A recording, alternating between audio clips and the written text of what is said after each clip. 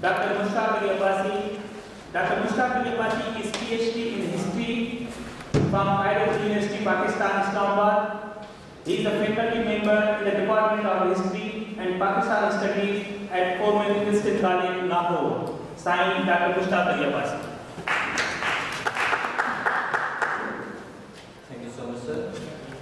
Just to remind you that we've got a lot of speakers and we are running out of time. If you could limit your speech about 5 minutes, please, that would be much more appreciated. Thank you so much. Before I would start my speech, I would highlight some things and issues like Dr. Amir Abul gave a good speech on Sindh and the discrimination or grievances of Sindh. The first thing is that not only the central government is responsible in creating all the problems for Sindhi nation, but also our own politicians are more responsible. Before I will start my speech, I need to raise some questions which will address my, which are addressed in my speech. The topic of my presentation is the politics of one unit and the interest of Tricol, a case study of Sindh.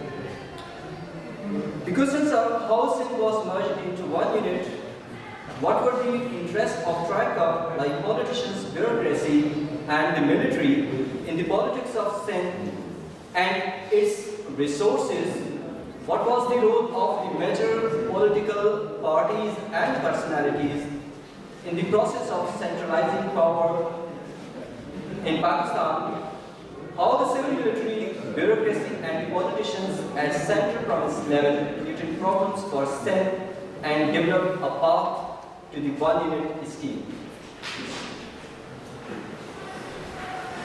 The separation of Sindh from Bombay presidency was one of the most significant events in the process that led to the creation of Pakistan. Sindh was the first among other Muslim majority provinces of India which passed the resolution in the year 1942 in favor of Pakistan on the hope that it would get full provincial autonomy after independence. But in constructive phase, the province was alienated from its resources and her political and administrative conditions were made worse. In March 1949, when objective resolution was passed, Basic Principles Committee was appointed, a subcommittee of the Basic Principles Committee on Federal and Provincial Constitution proposed a bicameral system for upcoming constitution and divided seats in 4 wings for lower and upper house.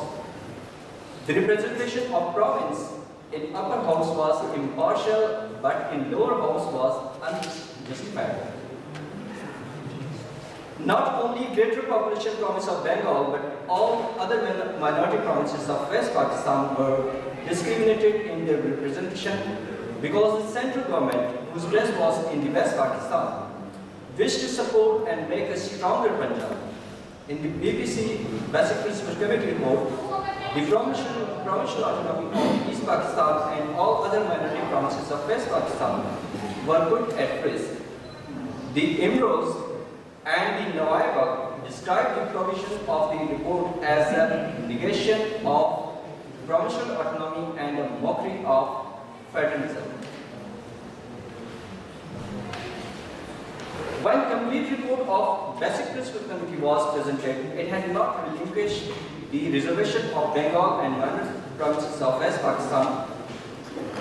Finally, the priority formula was introduced. The formula could not meet the reservation of Bengal and minority units of West Pakistan. So first time it was proposed to reduce the number of units in West Pakistan by merging Bahawalpur state with Punjab, Khyber state with Sindh, the Balochistan states union with Balochistan, and the frontier states with the frontier province. By futility of above proposals, new proposal was carried out to merge all units of West Pakistan into single unit in order to curtail the populous majority of East Bengal. Prior to this, other factors were also considerable in destroying political, economic, and administrative system of Sindh. The administration was destabilized by a central government decision to move Sindh capital from Karachi to Hyderabad. Secondly, economic position was weakened by heavy influx of refugees and their rehabilitation process. Thirdly, the political system was deteriorated by dismissing provincial governments with the usage of Your District Section 92(8) of the Government of India Act 1925.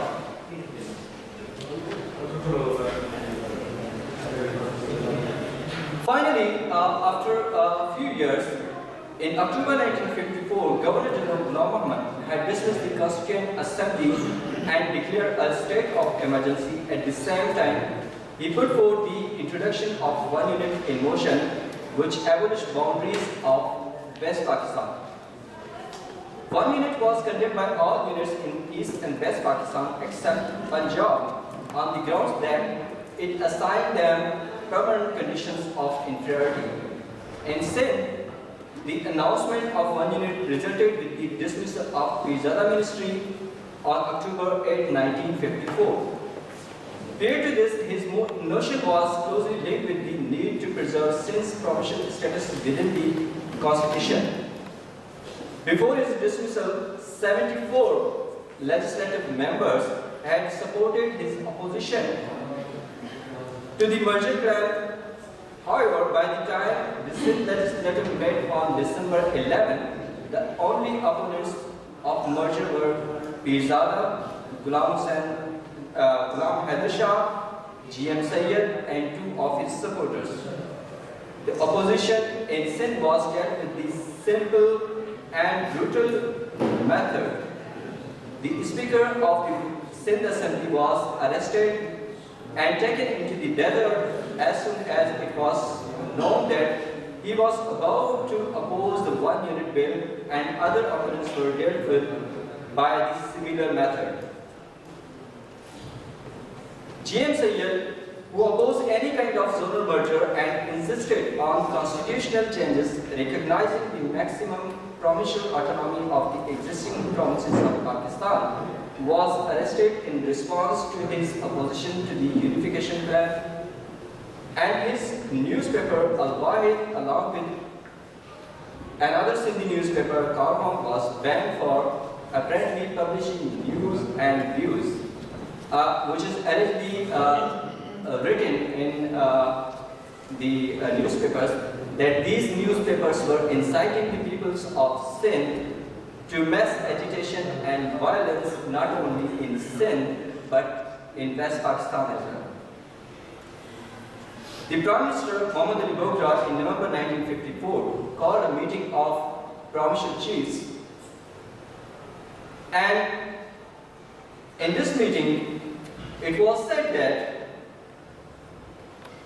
the one unit move had been decided on and the center had discretionary powers to implement its decision. Means the Sindhi people or the politicians had no voice to reject this scheme. Finally, when the one unit scheme was passed, Foreign Ministry and his supporters presented few things before the central government, which are to provide constitutional safeguards for Sindh, the income for Sindh to be spent on the province, government jobs in Sindh to go to Sindhis and to be overseen by Sindhis,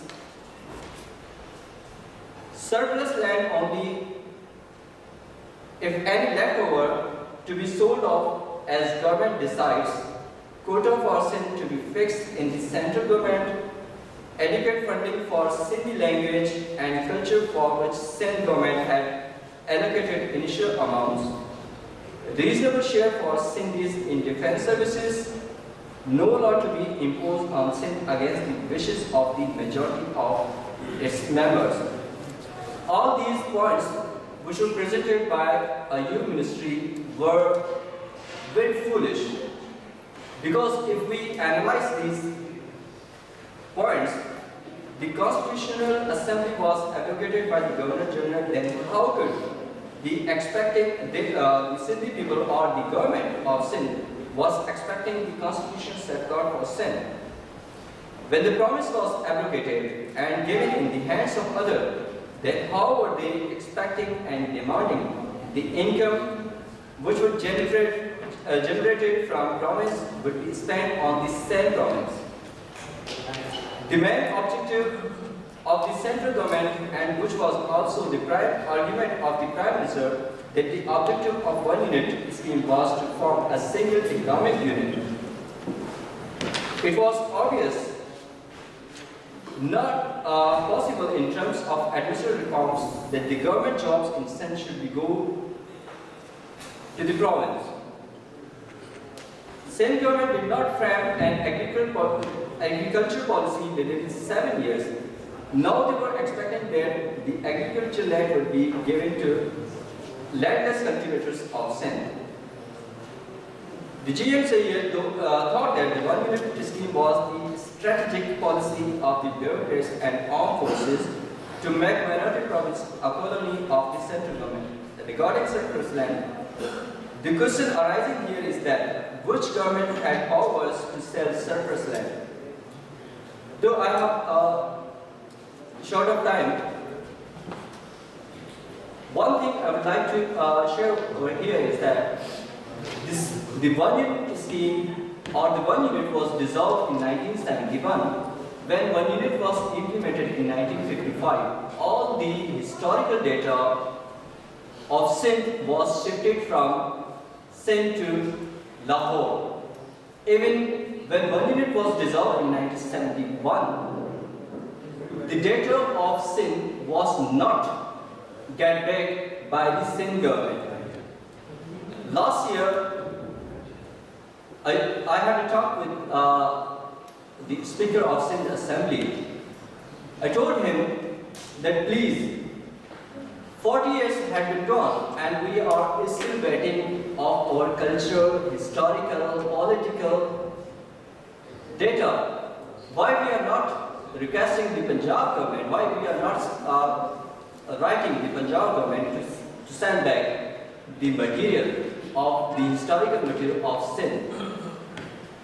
Still, the action was not taken and is not taken by the Sindh government, and we are still waiting that other people will safeguard our historical data, our history, our culture, our politics. Thank you so much.